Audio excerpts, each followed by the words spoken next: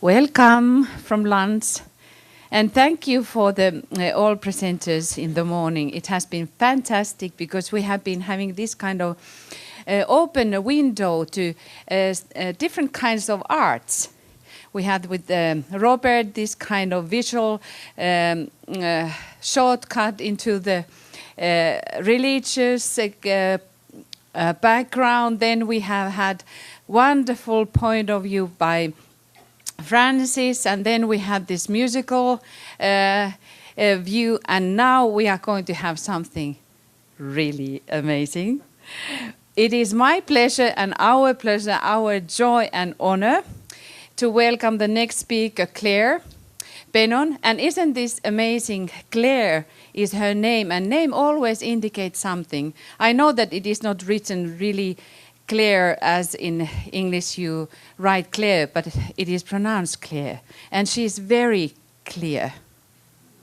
She is fantastic, and when you listen, there is something about the fourth ray, even though this is sixth ray. But she has this kind of insights that no one else has. When I first time heard her speaking, my jaw honestly dropped out, because there she is, this little tiny woman looking like a teenager, and then she opens her mouth and the wisdom just pours out. The way that one never has been able to look into the nature, into the real or reality. And she says like this, one second, and please read her bio because it's worth of doing. She says, "It has always been important to me that my work carry the notes of exploration and mystery, wonder and contemplation. And that is what she brings, all of them together. And she has Pisces rising, and she has this quietness in her. She is so beautiful. So welcome, Claire Beynon."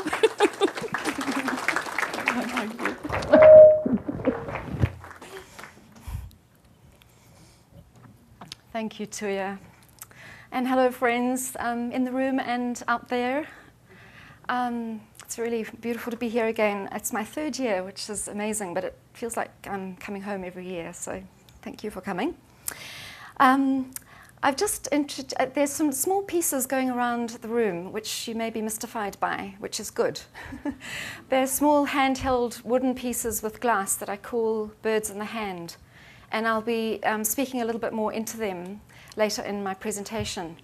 But they are part of they're seed ideas for a new series that I'm working on that just has been coming in a great rush.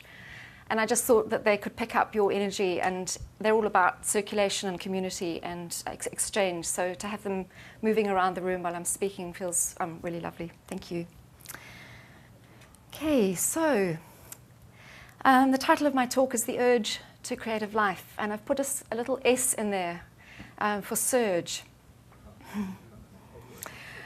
This talk is, I've divided it up into 6 parts, so composing it rather like a poem with 6 stanzas, because it's a vast subject, and I knew I would quickly get lost if I didn't actually put some structure into it.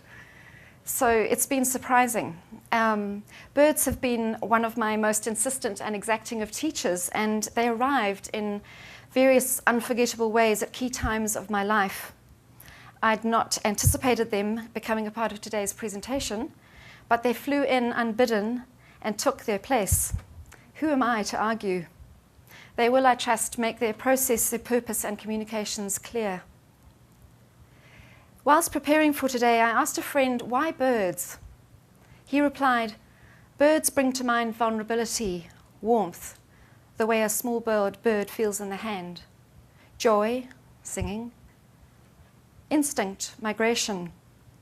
There is bird as winged imagination, as home, nest, and freedom, flight. Creative urge, egg. The creative life is like a wild bird. It feels so much a part of us from a distance, and yet is elusive to contain and can never be fully possessed. Some part of it will always remain wild, with an alien, distant look in its eyes. Inspiration is, of course, often said to arrive on the wing. We speak of winged thoughts and of thinking on the wing. Then there's Mercury, planet of mind, speech and intuition, and the winged messenger. Sagittarius, flights of arrows. Angels, the solar angel, and the David kingdom. Birds, I discovered, are six-ray creatures. We fly with an idea, are encouraged to walk on earth on light feet. Birds occupy an in-between liminal space. They are mediators between earth and heaven in the way they visit and inhabit both. They define, weave together, and dissolve the space between realms. Feeding on seeds and grubs, they propagate plant species as they fly. They can see from a height and walk and with keenest vision for fine detail. They can rub shoulders with mountains, graze the pinnacles of temples. As I said, during the last few weeks, I found myself recalling childhood stories. How at the age of 5 or 6, my brother and I watched our father rescue a fallen tumbler pigeon and carefully position its injured wing in a splint made out of ice cream sticks and thin strips of muslin. The same image visited me a year or two ago whilst making a series of drawings in response to the Christchurch and Fukushima earthquakes, and again after the disastrous Deepwater Horizon oil spill in the Gulf. I don't seem to be able to move my slides. They seem to have locked, sorry. Bob? Oh, there you are. Right. So I'm going to show 3 works from that series. This first one is called Splint, and we never know when our life stories are going to turn up and be reinterpreted by us, and they do that again and again in many iterations. But this was a series of works made in response, as I said, to the earthquake in Christchurch and in Fukushima, where I was suddenly jolted into an awareness of our fractured earth, and how most of the time we move along, we sail through life without really turning an ear to that. We choose to deflect that reality. So there's a lyrical realism that actually soars above the woundedness that actually resides beneath the surface. And so it is with us too, as humans, that shadow life. And I was just made aware of, the need to actually engage purposefully in meditation around the healing of the earth. So these images are X-ray images combined with my own interpretative landscapes. And there are always birds and flares of light in these works. This one I did in response to the oil spill, and actually this one was off the coast of New Zealand when the boat Rena ran aground in the Bay of Plenty. Just this sense of the woundedness and our need to pay attention and lovingly restore the earth. The home I grew up in South Africa was called Izinyoni, a Zulu word meaning house of many birds. It contains the Sanskrit word yoni, meaning vagina, nest, spring, fountain, place of rest, receptacle, origin of life, creative force, the feminine. Somewhere, and I can't remember where I saw this, it is written, "A child is born from a yoni of stars." I really love this statement, the esoterically charged image of constellations and planetary bodies presiding over our birth. I remember too as a child lying for hours under the sky, watching clouds scud by during the day and observing the movement of the stars by night. I was convinced we should all be able to fly, that we simply hadn't cracked open the secret yet. A tomboy and prone to testing my limits, I would clamber up a ladder and onto the steeply pitched roof of my family home, knot a towel's corners around my wrists and jump. My brother was usually there with me and game to jump too. Time and again, we jumped and fell to the ground with a thud, of course. We would reconsider our wings, check our calculations, climb back up onto the roof, and try again. The inevitability of the crash was in no way a hindrance. I chose to see this as a learning experience, foolhardy as it may have seemed at the time. And as happens, this pattern of leaping into the unknown has become something of a metaphor for my life, and has for the most part served me well. One more bird story. When I was 14 years old, and in Lesotho, with my family, I had a mountaintop experience with a pair of lammergeier eagles. The lammergeier is also known as the bearded vulture in Lesotho. The decline in this bird's population in recent years is primarily a result of a decrease in habitat and food supply, human persecution, disturbances at nests, poisoning, and collision with power lines. Here's a slide of a lammergeier eagle, and the place I was in Lesotho was called Golden Gate. Bearded vultures have reddish yellow or white plumage on their heads and breast, with a grey-black tail and wings. In the adult individual, the black strip over the eyes and bristles at the base of the beak form the distinctive appearance of a beard. The white colour of the neck and underparts of captive birds, as opposed to the reddish plumage of wild ones, remained a mystery and unexplained for many years, until it was discovered that wild birds deliberately put iron oxide onto their plumage. When captive birds were provided with iron-rich water, they started to bathe in it, as they do in the wild, and their plumage went red again. The artistry of birds. Lammergeiers feed on the bones of carcasses that most other animals find inedible. After my encounter with them, labelling them scavengers seemed somewhat absurd.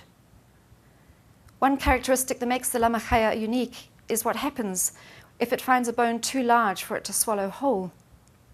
It picks it up, carries it to a favoured rocky outcrop, an ossuary, one that it returns to habitually time and again. It glides downwards until it's somewhere between 70 metres and 16 metres above the rocks, at which point it releases the bone. The bone shatters into bite-sized pieces that it will then swallow and digest.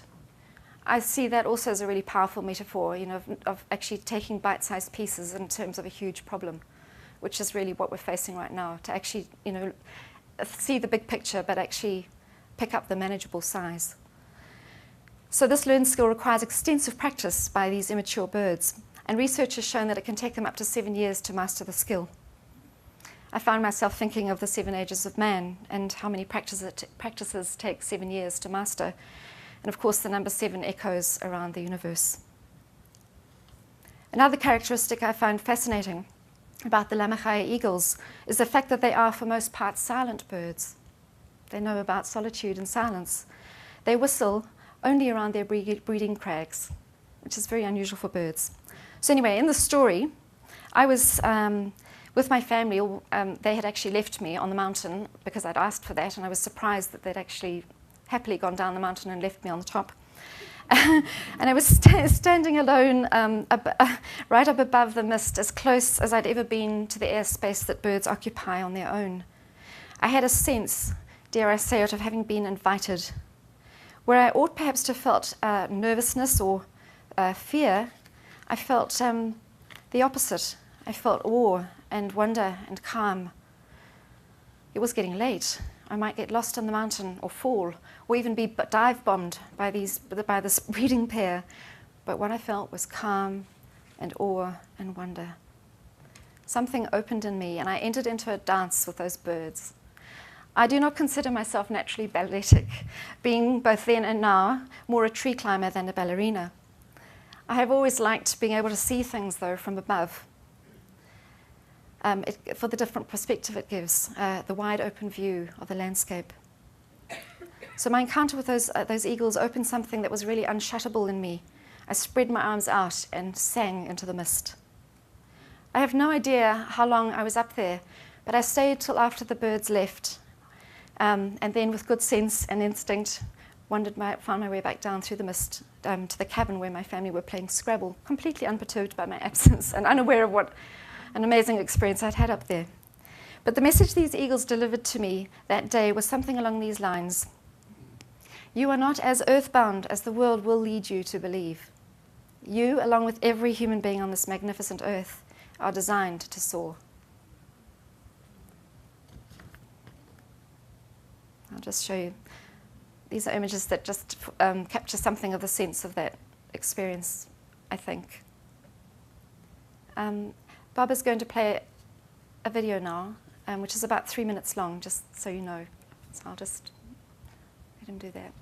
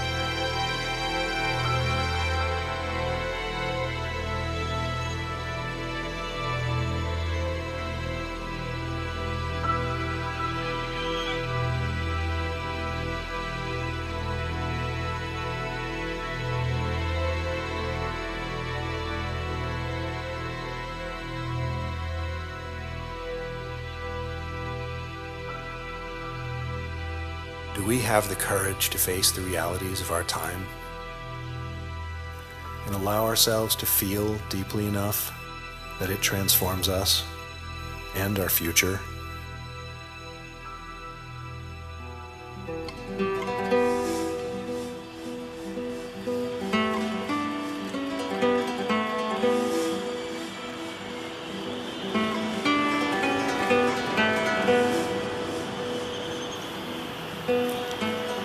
Come with me on a journey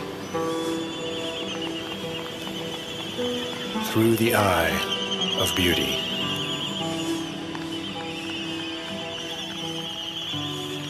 Across an ocean of grief. And beyond.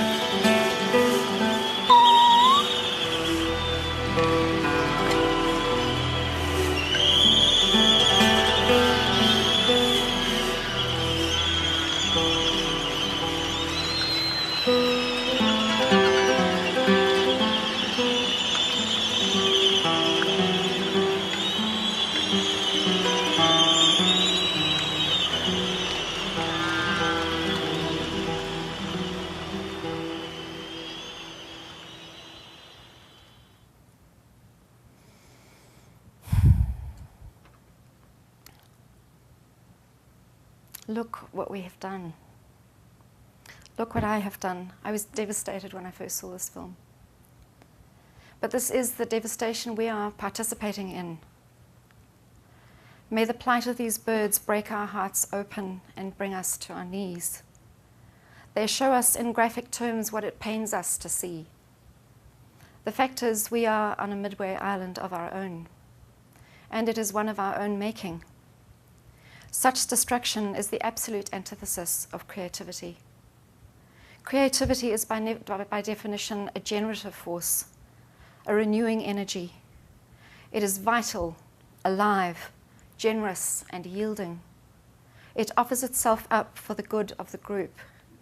It has little to do with self and everything to do with the other and with right relationship. We have lost our contact with the natural world. We have ridiculed the shamans, violated the sanctity of our landscapes and the wisdom of our indigenous peoples. For all our religiosity, we have forgotten not only how to pray, but to pray. We have lost our understanding of what it means to live together, co-creatively and in community. In our ambition and self-importance, we have overreached, and in so doing have broken the code, forfeited our integrity, forgotten what it means to kneel in service to and in honor of the world beyond ourselves. No matter our spiritual background or persuasion, kneeling is a way of making contact with terra firma, with Mother Earth and our shared place here, our shared humanity. From a position of kneeling, we can feel the earth's heartbeat reach into the soil, down to where the fibrous roots support metamorphosing grubs and offer patient seeds, time and place, safe place to germinate. Direct contact with the earth gives us a stable platform from which to turn our gaze upwards to the celestial realm, the singing cosmic skies. But, oh, we've been so slow to wake up. Change will inevitably require some shocking maneuvers. We are late in this game. The urge to creative life has never been as urgent as it is today. I just feel it's important to say creativity is not the realm of the few. It is every man's home, every man's forge, every man's crucible and sanctuary. It is everywhere we are. It is everywhere we are. It is presence and it is availability. It is courage and humility. It is knowing and it is not knowing. It is being grounded and it is soaring. Silence and speech. It is listening to, for, with, and on behalf of. It is the notes and the space between notes. It is generation and regeneration through fire and through calm. It is grit and it is grace. Sometimes a circuitous route, it is occasionally a straight line. It is inclusive and expansive rather than exclusive and limiting. More than merely a good artistic ability or an active imagination, creativity is a combination of process, product, thought, and action. It combines trial, error, imagination, and freedom that ultimately reconfigures itself into something entirely new. Creativity matters not only to dancers and painters, but to any person who longs to see something change, to experience the hope of new possibilities. It asks that we consciously cultivate rhythms of creativity and foster them in ourselves and in our children. The creative urge is not the private domain, as I say, of the artist, musician, or poet. The farmer who has just ploughed through his field or ploughed his field will look back at the neat rows of furrows with the same pride as Mark Rothko would have done after laying down his paintbrushes. The way we stack plates on the draining board or hang the washing on the line can be infused with the same creativity and attention to detail as that a biologist applies to species selection underneath the lens of a microscope. Connecting dots across disciplines and directions of thought and gleaning from these connections original insight is creative living. Our interactions with others require consideration, creativity, spontaneity.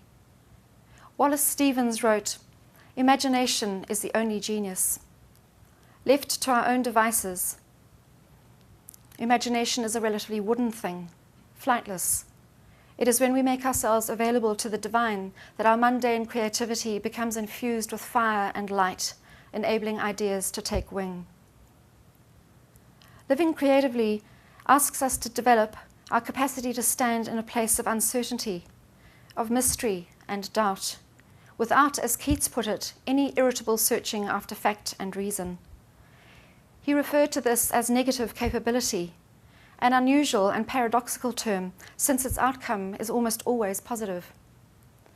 Keats was influenced by his studies of medicine and chemistry.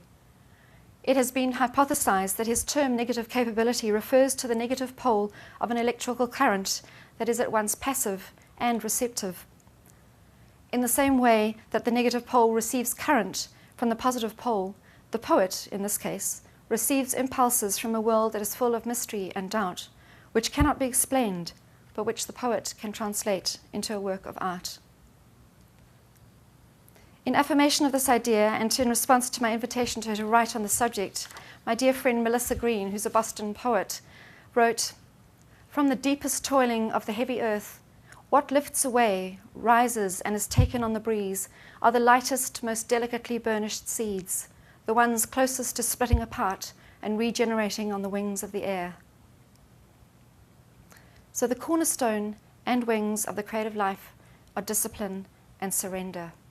That is, showing up every day, available and open to the promptings and offerings of the universe.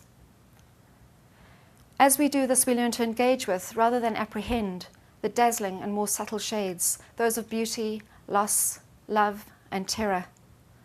We are invited to look life in the eye and bring forth our questions. What are you wanting to show us? What will you reveal to us today? What are you asking of us? Pablo Neruda was a master at this. In his book of questions, a poetry collection in which 2-line stanzas pose the writer and the reader with a question, he probed the mysteries. Who shouted with glee when the color blue was born?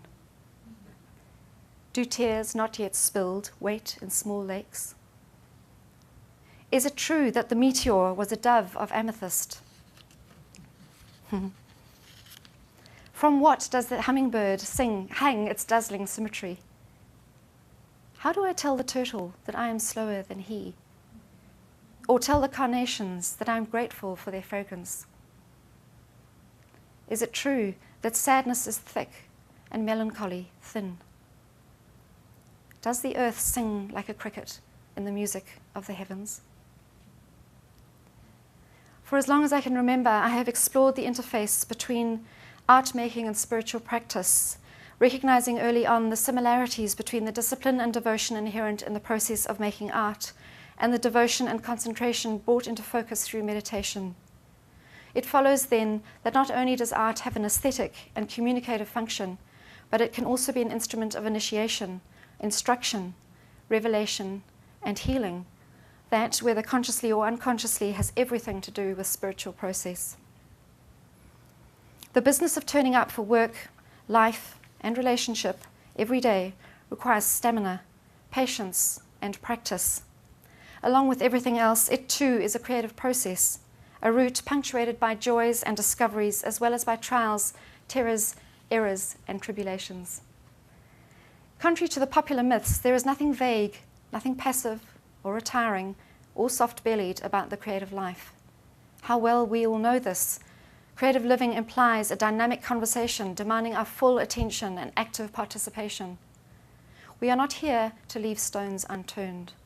We are invited again and again to step forward and stand expectant as an open vessel. This is by no means an easy assignment. As my friend Melissa said again, we are here to ask and to refrain from asking, to struggle and to refrain from struggle. We are here to think deeply and to refrain from overthinking, in order simply to be present without fretting, in our body, in our soul, at our desk, in our chair, in our factory or studio, feeding the birds that come to the table, walking beside the surf, sitting patiently beneath the apple tree, knowing the fruit is ripening as it should. Our human creativity is essentially a world of imagination, a created world. The urge to creative life is the urge to life itself, to an existence of thriving that rises above the hard materialism of mere survival. It is an urge to beingness and of aspiration beyond acquisition. The German philosopher Schelling conceived of the poetic imagination, that is, the artistic imagination, not as the product of individual genius, but as the incarnation, as in the body and the blood, the breath and the spirit, of universal creation and creativity. As soon as we conceive of life as a complex consciousness that mirrors an even greater consciousness, of life as the expression of the masterwork of divine imagination, generative, diverse, creative, and when called for, destructive for the purposes of transformation and regeneration, then we understand ourselves as both a product of imagination and a vehicle for it. Right relationship is immanent in such a paradigm. It does not need to be taught, nor presented as an ideal or an ethic, and it will emerge as an instrument, as an instinctual impulse. There is wisdom and resonance in the conviction behind Einstein's statement, which was made famous on bumper stickers. Imagination is more important than knowledge. We each carry a spark of light. This is not something for the few. It is true for each and every one of us. In EP2, DK speaks of our solar system as a system of love, of sentient response. In light of this, correct motivation is critical for artists, and again, we are all artists.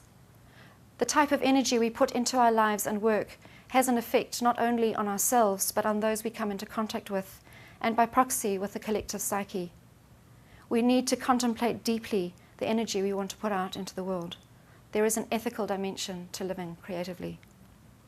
It takes courage and an acceptance of ambiguity, a life defined by questions and not knowing what will come next. Inspiration is not necessarily polite, patient, or logical. It can be a hard taskmaster. But as Goethe said, until one is committed, there is hesitancy, the chance to draw back, always ineffectiveness. Concerning all acts of initiative and creation, there is one elementary truth, the ignorance of which kills countless ideas and splendid plans. That the moment one definitely commits oneself, providence moves too. A whole stream of events issues forth from the decision, raising in our favor all manner of unforeseen incidents, meetings, and material assistance beyond anything we could ever imagine.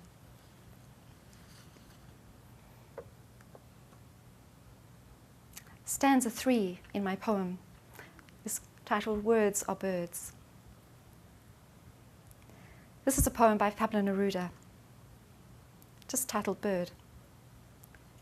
It was passed from one bird to another, the whole gift of the day. The day went from flute to flute, went dressed in vegetation, in flights which opened a tunnel through which the wind would pass, to where birds were breaking open the dense blue air, and there night came in. When I returned from so many journeys, I stayed suspended and green, between sun and geography. I saw how wings worked, how perfumes are transmitted by feathery telegraph, and from above I saw the path that springs and the roof tiles, the fishermen at their tables, the trousers of the foam. I saw it all from my green sky. I had no more alphabet than the swallows in their courses, the tiny shining water of the small bird on fire which dances out of the pollen. I think we can all agree that words are birds. Once spoken, they have the tendency to travel far. In this way, language can be a vital agent for change. I'm going to show some slides just because they're kind of shocking. And I was doing a Google search for bees and winged things for a friend who's writing a book on bees. And I put in the word drone.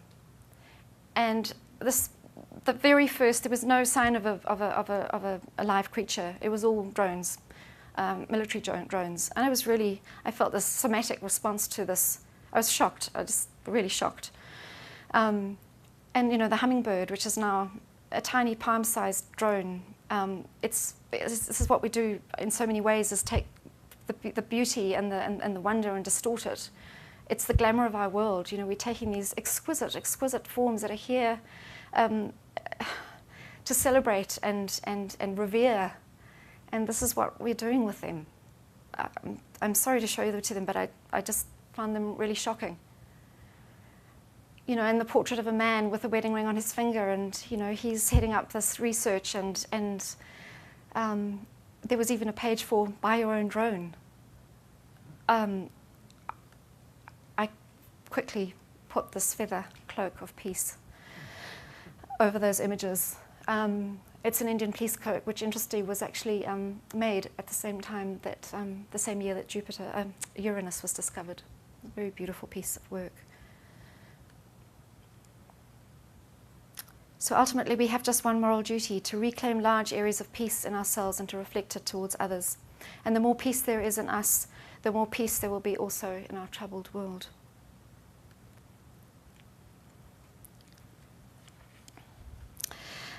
Sharon Little sent me a photograph on Facebook of one of Chris Hadfield's overview images, and I was completely blown away. And he's just an amazing man up on the International Space Station doing wonderful, magical things with his camera.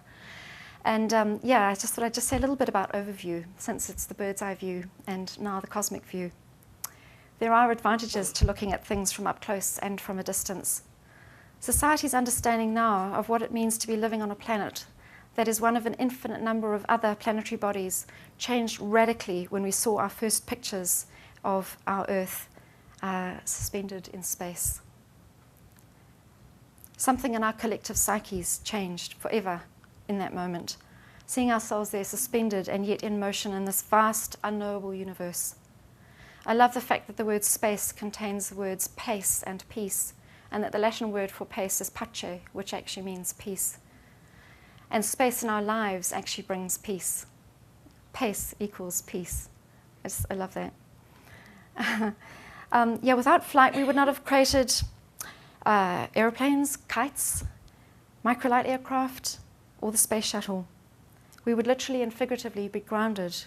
And yet there are many who consider space exploration to be a waste of money, saying that actually that money should be spent rather on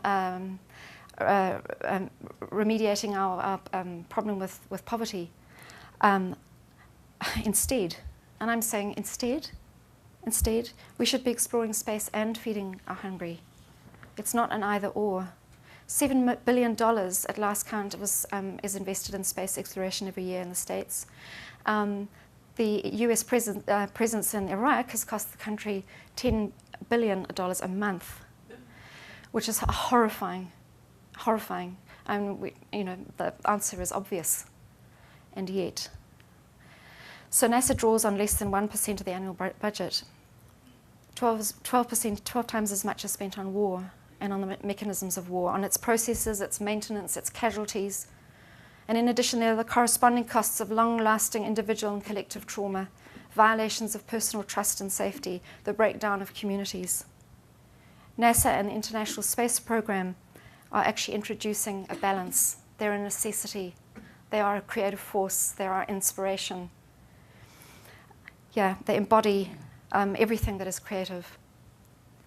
They also encourage international, intercultural, collaborative work, which is a peacemaking effort. So, if we consider language to be all-powerful, then its reach is not to be underestimated. I'm just going to move on because I'm watching the clock here. I'll just briefly say something about this. Just these beautiful migratory patterns of birds, the migratory patterns of the internet, the migratory patterns of aeroplanes, flight paths, and these beautiful stories that Avaz is collecting that actually link us together as a community, as a global community. I just put those up there because there are lots of links between them. And our beautiful internet map, of which we're a cell in the internet map, and then a cell again in the greater cosmic body. I just really love these images. I'm going to jump past here.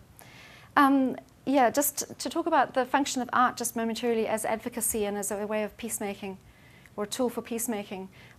Recently I was invited to submit some work for the memorial of the Hiroshima and Nagasaki bombings. There was a ceremony in Dunedin, and we had the great privilege of two survivors actually coming to speak to our community, and they brought with them artworks that the survivors had created, and we had an exhibition. And there was this great privilege of being able to lay a peace wreath, of an apology, a wish for forgiveness beside these works of these children, a lot of them, and surviving adults. This is a work which is turning swords into plowshares. A friend of mine, the sculptor Steve, actually did this piece of the Hiroshima symbol. It's on its flag, and he transformed bullets into poppies. And then the piece on its side next to it is one that I did, which was just the idea of us, not being alone, but being all one, and that what affects one affects us all. And this was my large installation called Deep Space, which was saying something of the shattering effects of the bomb, and then the human capacity when everything is turned upside down and in disarray, for us to restore order through loving, peaceful methods. So I just thought I'd show you those.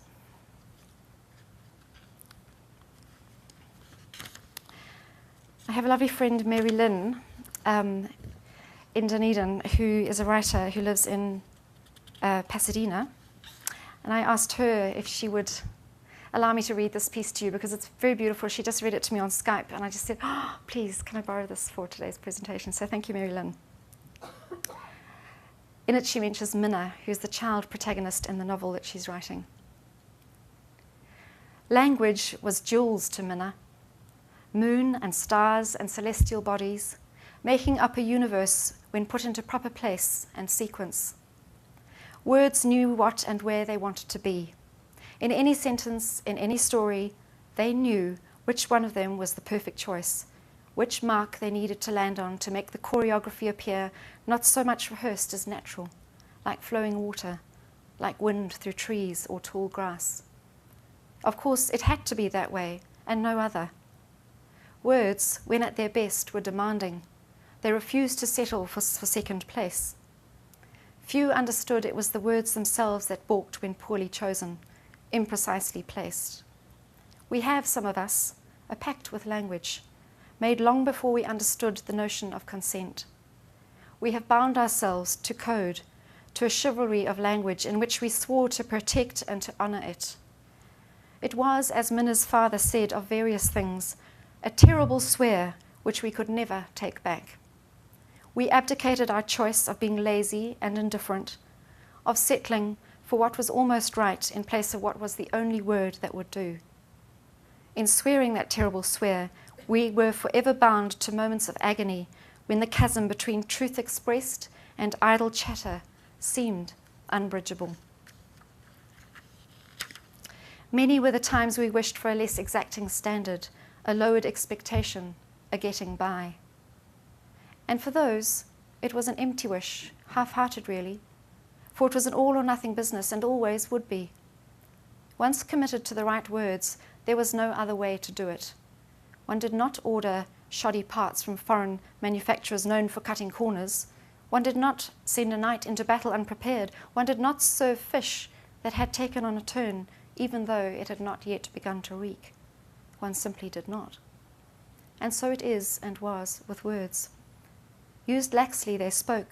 They delivered a simple, unambiguous, one-hoped message and went on their way. Used rightly, used according to the agreement made back when before words became more valuable than coins, used in the combinations one only understood after they had been set down, they became so much more than letters strung together. They became the greatest magic of all. Thank you, Mary Lynn. Such a beautiful piece. So let's for a moment imagine a world in which we speak the same language. A language that transcends our differences and has no bearing on where we come from or how long or fiercely our particular tract of land was staked, claimed, and guarded. What about a world in which we mostly know the faces and the stories of the people around us? What about a world in which it is understood that our daily activities contribute to the healing of the biosphere and of the well-being of other people? What about a world in which living creatively we make instead of take?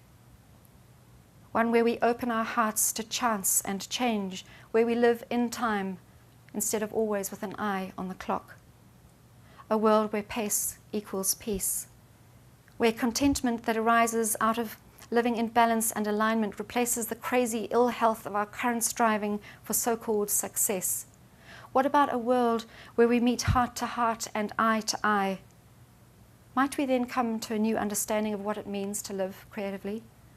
For living creatively surely also means living kindly, with mindfulness and in community. We have reached the place in our collective story where Icarus has to fall. How can we apply ourselves to the important task of choosing our language carefully, of distinguishing between imaginative endeavor and foolhardiness, between inventiveness and blind opportunism, between control over and discipline as an inner-outer expression? Can we make a shift from self-denying sacrifice to the offering up of our fully realized gifts for the betterment of the whole? We cannot afford to be lazy with language, or for that matter, apathetic about anything we can't dare. The stakes are too high. I do so love the fact that we meet for these conferences in Phoenix. For Phoenix is the bird that must needs throw itself into the flames, so as to be reduced to the very ashes out of which it will rise again, renewed and potent and vividly aflame. Every apparent ending brings forth new life, and the thread of our existence is unbroken. We have for too long given up our authority to governments, organized religions, paternalistic hierarchical structures. In fracturing our connection with the natural world, we have given up our capacity to look at and truly see each other, forsaken our contract to take care of ourselves, to take care of each other and of our magnificent planet. We've given up our originality, our deepest creative nature, relinquished our uniqueness, our originality, in favor of following suit, of emulating a profoundly dysfunctional, flawed, deeply damaged and outdated, conditioned modus operandi. Healing and transformation will come as we recognize the essential, life-giving, life-saving nature of our creativity and of that of our planet, and when we live according to its prompts. We are held and borne along by our solar system in the way a mother carries her child. I sometimes contemplate what it must be like to observe our disarray and potential demise when everything in its being is orchestrated to serve and sustain the hum of the parts. I'm just looking at the time and I think I'm going to have to move along. Hum and design, where am I up to now? 5. Spirit levels and level spirit. I'm going to just talk briefly into a project that I'm busy with at the moment, which has been a very long preoccupation of mine. It began when I was 7 years old and first encountered a builder's level in my grandfather's workshop. And I caught sight of the bubble in the spirit vial. And I've said this before, I think at a previous conference, I was completely enchanted by this. And the bubble has followed me, or I have followed it. And every so often I get this rush of download of ideas for work with this bubble. The most insistent has come recently. So my preoccupation is really to do with the vertical alignment and the horizontal balance and the relationship that intersect between the two, and how we can apply that to our lives. Everywhere I look, I see mandalas. These are just everyday mandalas around my home, things like the lid of a teapot, the rust on my shower head, a folded book, a sellotape roll of sellotape, various things. But my paint palette, candles, and the like. But you can see there an image of the monad too. And I realized, and of course this is so obvious, but I only just realized this fairly recently, maybe 6 or 7 years ago, that the circular spirit vial actually is the perfect metaphor for the monad. Its form, it is spirit in the body, it is transparent, it is light, it is clarity. It is the simplest possible form, and yet the most profoundly full and whole form of all. And I thought I needed to work with them. So the prompts came, and I filled these notebooks, and I'm just sharing these because it's a part of my own creative process. These downpour of stuff that comes in, that gets written down and anchored in written form or drawing form, sketch form, that then becomes a painting or an object, such as the ones you're passing around in the room this afternoon. And of course, there's, you can see discussions about this constitution of man and altars and paintings, etc. So it all just gets mixed up together. These are two paintings that came out of this idea of the hum of the universe and wanting to make musical paintings, paintings that you can bow, that have a sound chamber that can be played, that you can tune to your note. This is just one of the ideas I'm playing with. So these are strung with piano wires and cello strings. You can pluck them, they play a note. That's their very early ideas. They have yet to be developed, so I'm showing you them in their infancy. And this one is just the spirit level, which is what's being passed around. It came, I see them as meditation aids, as vessels of prayer. I love the way that they make us slow down, that they are handheld, that they can be passed around, they can be, in a way, traded or exchanged for, with other people. They can be sent in the mail. I have this idea of a great room full of them, just a mass production of them, beautifully hand-turned and hand-waxed, and then actually people just taking them, just they're there to be taken, because they contain the spirit. It's a way of connecting with other people. So again, this is a seed idea that is just coming in, and I'm having some vials, some circular vials made actually at the moment, which carry the sign of the symbol of the monad. And it's almost time. So I will just conclude with this. Eye to Eye, which is an invitation to you to please participate in a project that I've begun, and I would love you all dearly to be a part of it. Lawson and Giselle are part of it. It's a book, I think, called Eye to Eye, and it is very much about the tradition of meeting eye to eye, exchanging life breath, exchanging love, connection, solidarity, unity through the gaze. And so there's Lawson and Giselle, and I have another one here of Karen and Karen and Carol as well. And I would dearly love to take your portraits to include in this project. If you would be prepared to do that, please see me after the talk. And we have just a few minutes left to play the film. Thank you all very much for your company. I haven't covered half of what I wished to, but I think it's been enough. Thank you. Bob was just going to... Bob, can you just... this is in celebration of our oneness.